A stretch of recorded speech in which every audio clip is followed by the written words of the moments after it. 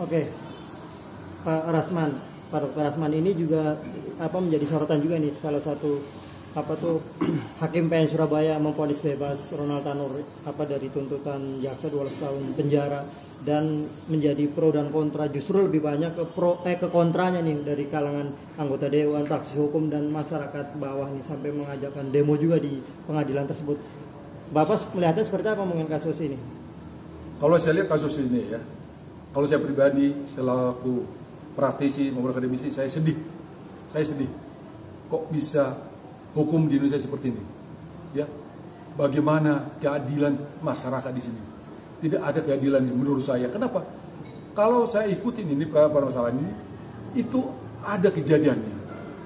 Dan itu di dalam penyidikan kepolisian itu diakui oleh terdakwa ini. Ya, tapi kelihatannya karena memang kurang perhatian dari publik selama proses persidangan, hingga akhirnya seperti ini. Harusnya ini tidak seperti ini putusannya. Ya. Nah, apalagi setelah saya pelajari ini kasus ini, kok bisa pertimbangan hukum dari hakim ini mengatakan meninggal akibat karena minuman keras. Tentunya sangat janggal, nggak mungkin. Ya, bahannya pemimpin tapi tidak meninggal mendadak. Dan ini jelas-jelas ada CCTV, dia tertindas. Dan pasalnya pun dakwaan itu ada beberapa pasal ini yang berlapis. Ada pasal pembunuhannya, ada pasal penganiayaannya, dan ada kelalaiannya. Mestinya salah satu ini bisa terbukti. Kalaupun di pembunuhan ini terbukti, minimal di kelalaiannya mengakibatkan meninggal. Akan cuma 5 tahun. Kalau dia pembunuh, ancaman hukumannya 15 tahun. Ya. Ini tuntutannya 12 tahun bisa bebas, ini aneh. Saya lihat ini hakim tidak benar dalam mempertimbangkan perkara ini ya. Karena hasil CCTV tidak dipertimbangkan sebagai mengambil putusan. Begitu juga mengenai hasil visum. Hasil visum itu mengatakan terjadi limbah-limbah, terjadi ada bekas pemukulan, terjadi ada tindasan ban segala macam. Itu tidak dipertimbangkan sama hakim dalam mengambil putusan. Saya kira hakim ini aneh, harusnya hakim seperti ini harus diperiksa ini oleh KAI dan diperiksa oleh Mahkamah Agung, Bawas ya. Harus seperti ini. Kalau perlu ini di non-palukan dulu ketiga hakim itu. Oke Pak, sangat berbahaya nggak artinya keputusan hakim yang kemarin itu artinya akan menjadikan presiden buruk nih buat hukum atau keadilan di Indonesia? Seperti apa mungkin?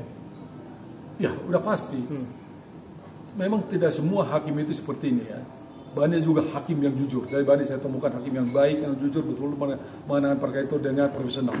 Tapi ada juga oknum-oknum hakim yang saya lihat menangani perkara itu tidak betul-betul dia mewakili masyarakat untuk mencari keadilannya. Jadi ini udah pasti presiden buruk ya. Apalagi saat ini itu banyak kasus-kasus yang menarik seperti ini ya, yang sudah mulai menurunkan hakim, sekarang penilaian terhadap hakim semakin turun sekarang. Jadi hakim ini harus diperbaiki. Apalagi di dalam selama persidangan itu hakim itu tidak boleh membentak-bentak dalam persidangan ya. Itu banyak itu kejadian itu. Kadang-kadang jaksa pun bisa dibentak, pengacara apalagi saksi-saksi. Nah di sini hakim itu harus tujuannya kan untuk mencari kebenaran di sini. Hakim mencari kebenaran. Dan begitu juga jaksa, begitu juga pengacara ya, mencari kebenaran di sini. Jangan ada yang disembunyikan dan ada yang jadi hakim harus betul-betul jujur dan objektif ya, profesional menangani perkara. Jadi jangan sampai presiden buruk. Hakim itu masih banyak yang baik kok, masih banyak yang jujur gitu loh.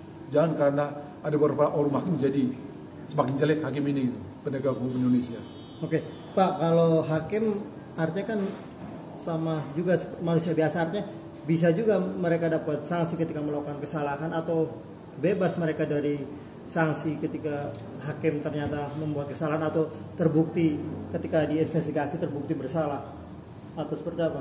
Nah ini sebetulnya hakim itu ada Bawas ya, Badan Pengawas dari Mahkamah Agung ya.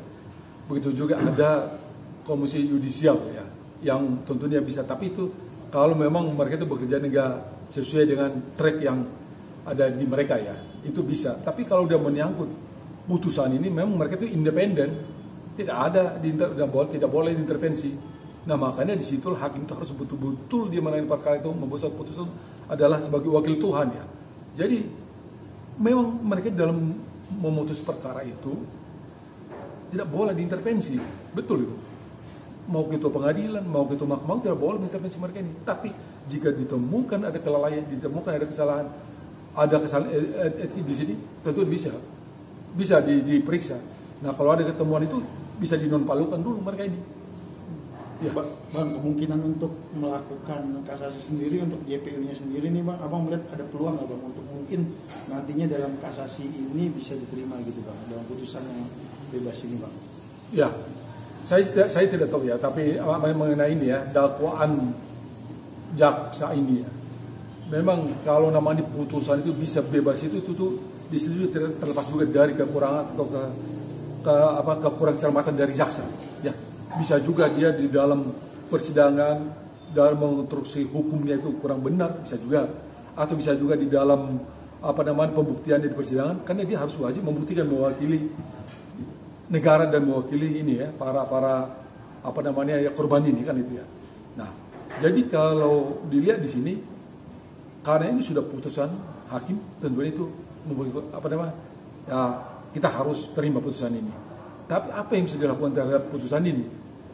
Jaksa itu wajib kasasi. Karena putusan itu jadi tidak ada bandingan, langsung kasasi. Wajib kasasi dan betul-betul persiapkan memori kasasinya, konstruksi hukumnya, jangan nanti asal-asalan. Betul-betul konstruksi hukumnya harus dikuatin. Ya. Jadi apa yang kelemahannya selama ini itu harus dikuatin. Kalau perlu pakai ahli-ahli, minta tolong ke ahli-ahli supaya betul-betul konstruksi hukumnya benar itu. Jadi mereka tuh jangan sampai terlambat mengajukan kasasi, jangan juga terlambat mengajukan memori kasasi. Ya. Nah itulah yang bisa nanti oleh majelis hakim di Mahkamah Agung bisa nanti membatalkan atau merubah putusan yang pertama ini. Bang, soal intervensi sendiri Bang, ini kan kaitannya dengan dia seorang anak dari anggota dewan Bang. Nah, dugaannya itu juga mencuat tuh sempat anggota dewan. Jadi atensi banyak orang yang mengatakan bahwa ini ada sesuatu gitu. Abang melihat sendiri, mungkin ada nggak Bang indikasi ke sana Bang gitu? Mungkin. Kalau kita ini masyarakat ya menduga-duga itu wajar ya, menduga-duga wajar. Apalagi ini ajak anak seorang pejabat DPR ya. Tentunya yang punya kedudukan di negara ini. Nah makanya itu tuh hukum itu jangan tumpul ke atas, ya, tajam ke bawah. Nah ini penegakan hukum di Indonesia ini itu yang harus kita perhatikan. Jadi kalau dibilang ada kemungkinan, tidak tertutup kemungkinan juga, tapi kita nggak bisa menuduh ya. Namanya supaya tidak terjadi fitnah segala macam ini, hakim itu harus lebih personal lah. Seharusnya mau siapapun terdakwa, mau siapapun yang di proses persidangan itu tidak ada yang kebal hukum dan tidak ada yang jadi lebih dikasih karpet merah ya. Sip.